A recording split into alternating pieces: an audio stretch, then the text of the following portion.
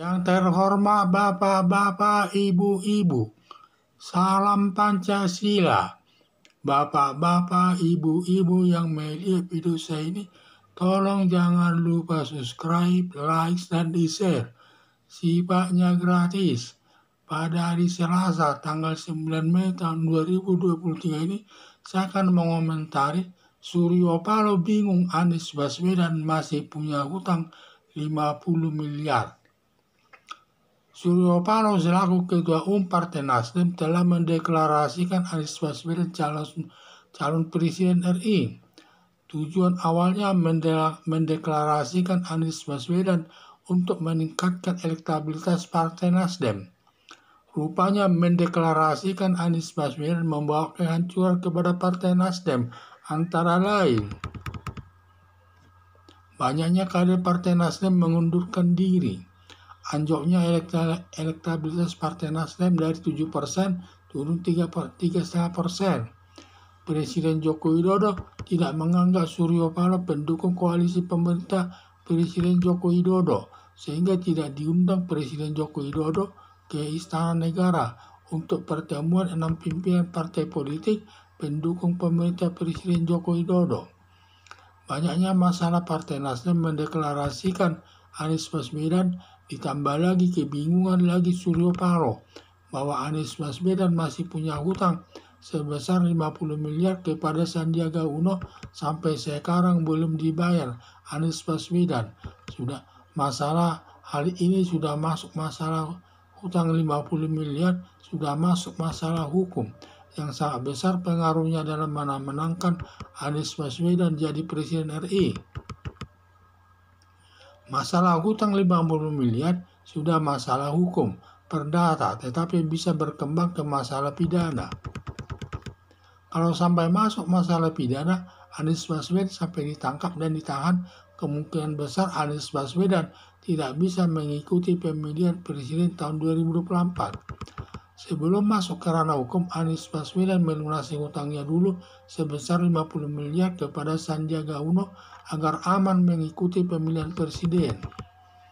Anies Baswedan tidak perlu memberi berbagai alasan tidak membayar hutangnya 50 miliar kepada Sandiaga Uno akan mempersulit Anies Baswedan mengikuti pemilihan presiden.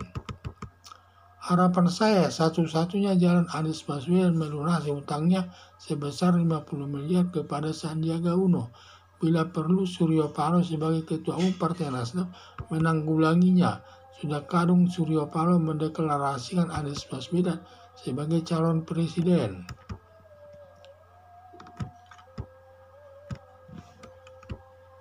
Suryo Paloh selaku Ketua Umum Partai Nasdem telah mendeklarasikan Anies Baswedan calon Presiden RI. Tujuan awalnya mendeklarasikan Anies Baswedan untuk meningkatkan elektabilitas Partai Nasdem. Rupanya mendeklarasikan Anies Baswedan membawa kehancuran kepada Partai Nasdem, antara lain banyaknya kader Partai Nasdem mengundurkan diri, anjloknya elektabilitas Partai Nasdem dari 7% turun 3,5%.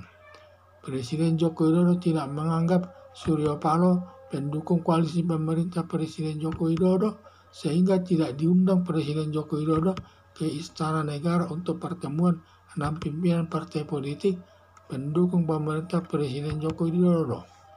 Banyaknya masalah Partai Nasdem mendeklarasikan Anies Baswedan, ditambah lagi kebingungan lagi Suryo Paloh bahwa Anies Baswedan masih punya hutang sebesar 50 miliar kepada Sandiaga Uno sampai sekarang belum dibayar Anies Baswedan. Hal ini sudah masalah hutang 50 miliar sudah masuk masalah hukum yang sangat besar pengaruhnya dalam menanggulangi Anies Baswedan jadi Presiden RI. Masalah hutang 50 miliar sudah masuk masalah hukum perdata, tetapi bisa nanti berkembang ke masalah pidana. Kalau sampai masuk masalah pidana, Anies Baswedan sampai ditangkap dan ditahan, kemungkinan besar Anies Baswedan tidak bisa mengikuti pemilihan presiden tahun 2024. Sebelum masuk ke ranah hukum, Anies Baswedan melunasi hutangnya dulu sebesar 50 miliar kepada Sandiaga Uno agar aman mengikuti pemilihan presiden. Anies Baswedan tidak perlu memberi berbagai alasan tidak membayar hutangnya 50 miliar kepada Sandiaga Uno akan mempersulit Anies Baswedan mengikuti pemilihan presiden. Harapan saya, satu-satunya jalan Anies Baswedan melunasi hutangnya sebesar 50 miliar kepada Sandiaga Uno. Bila perlu, Surya Paloh sebagai Ketua Umum Partai Nasdem menanggulanginya. Sudah kadung Surya Paloh mendeklarasikan Anies Baswedan sebagai calon presiden. Sekian dan terima kasih.